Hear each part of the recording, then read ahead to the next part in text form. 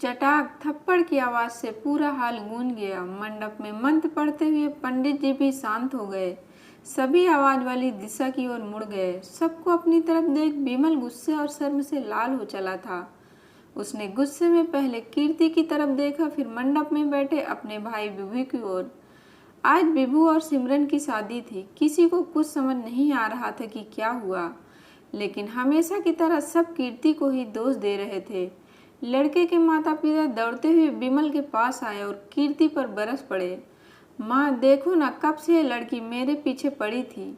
मैंने मना किया तो कहने लगी यहाँ तमाशा करेगी, मुझे बेइज्जत करेगी और सबके सामने थप्पड़ मार दिया। तुम्हारी हिम्मत कैसे हुई मेरे बेटे को हाथ लगाने की? समझती क्या हो अपने आप को? 2 कौड़ी की औकात नहीं और चली मेरे बेटे पर डोरे डालने। निर्लज्ज कहीं की। किसी ने कहा ऐसी लड़कियों को हम बहुत अच्छे से जानते हैं। बड़े घर का लड़का देखा नहीं कि पड़ गई पीछे। ऐसी लड़कियां बस बड़े घर की ख्वाब देख ऐसे लड़के को अपने चंगुल में फंसा लेती हैं।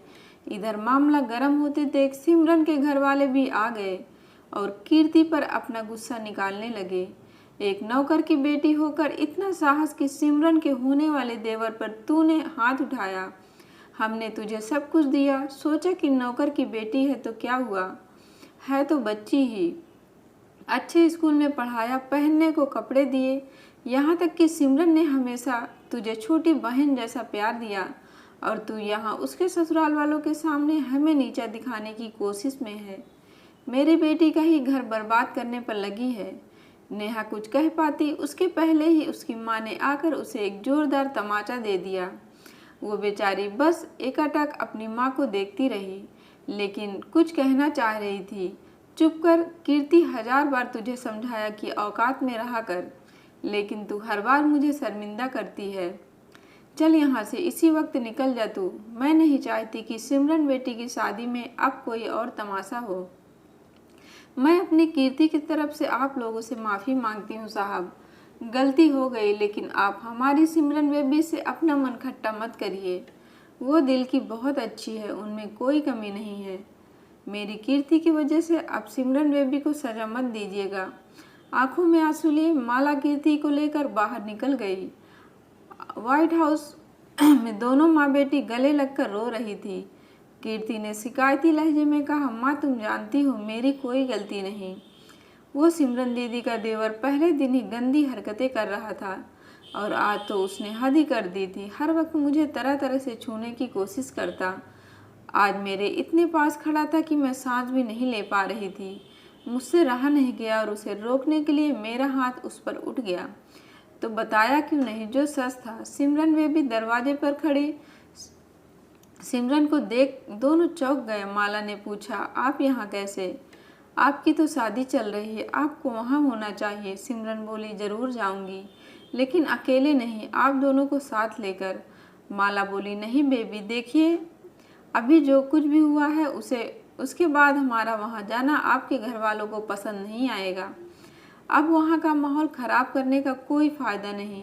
सिमरन ने चुपचाप कीर्ति का हाथ थामा और शादी में पहुँच गई। कीर्ति और उसकी माँ को देखकर सबका मुंह बन गया, यहाँ तक कि विभू का भी। वो कीर्ति को लेकर विमल के सामने पहुंची।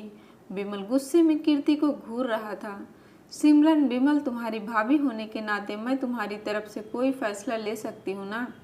विमल की सहमत मिलते ही सिमरन ने विमल और कीर्ति की शादी की घोषणा कर दी। सब आश्चर्यजनक रूप से उसे देखने लगे। सास ससुर, विभू, उसके माता पिता और खुद कीर्ति भी नहीं समझ पा रही थी कि सिमरन ने ये क्या किया। विमल ने गुस्से में झल्लाते हुए शादी से मना कर दिया।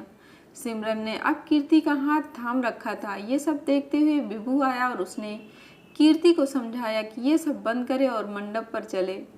ये सब क्या तमाशा कर रही हो? सिमरन विमल की ओर मुड़ी और कहने लगी, क्या हुआ विमल, तुम्हें कीर्ति पसंद नहीं आई? इतने दिनों से तुम उसके आगे पीछे घूमते थे, उसका हाथ पकड़ने की कोशिश करते थे, कभी उसको छूने के प्रयास में तुमने कितनी बारी उसको चोट खाई है, तो फिर अब क्या हुआ? क्या तुम्हें लगा कि कीर्ति कोई भोग की वस्तु है जिसे तुम चाहो पा सकते हो, जब चाहो उसको इस्तेमाल कर लो? अब बात सबके समझ में आ चुकी थी। मौके की नजाकत को देखते विमल के माता पिता सिमरन के माता पिता के पास आए और लगभग धमकाने वाले अंदाज में कहा, समधी जी समझा लीजिए अपनी बेटी को। हमारे घर की बहू होते हुए इस तरह हमारी इज्जत नहीं उछाल सकती। बच्चों से तो गलती हो ही जाती है, विमल से भी हो गई।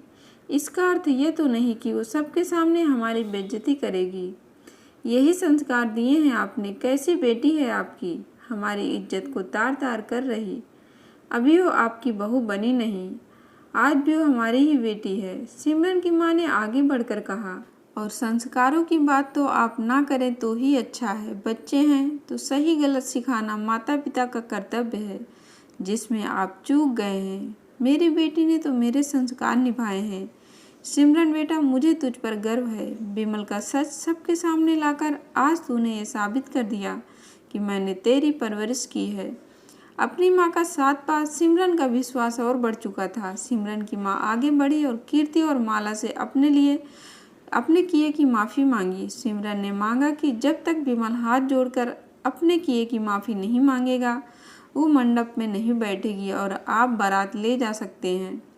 वापस हम ऐसे घर में बेटी को ब्याह नहीं सकते। बेटी और बहू की इज्जत ना हो। विभू भी जानता था कि सिमरन गलत नहीं है, इसलिए उसने भी उसी का साथ दिया। आखिर विपुल को अपने किए की माफ़ी मांगनी पड़ी। आप ही सोचिए कि कब तक हम एक स्त्री होने का दंड भोगेंगे। क्या स्त्री होना अभिशाप है? किसी भी पुरुष को अधिकार कौन देता है कि वो स्त्री को उसकी मर्जी के बिना हाथ लगा सके? अगर आज हम अपने लिए नहीं खड़े होंगे तो कब? हमेशा औरत की इज्जत करें, क्योंकि एक औरत के रूप कई रूप होते हैं। माँ, बहन, पत्नी और औरत की हमेशा इज्जत करें। दोस्तों, आपको कहानी कैसी लगी कमेंट बॉक्स में ज़रूर बताएं और वीडियो को लाइक शेयर और चैनल को सब्सक्राइब करें। धन्यवाद दोस्तों।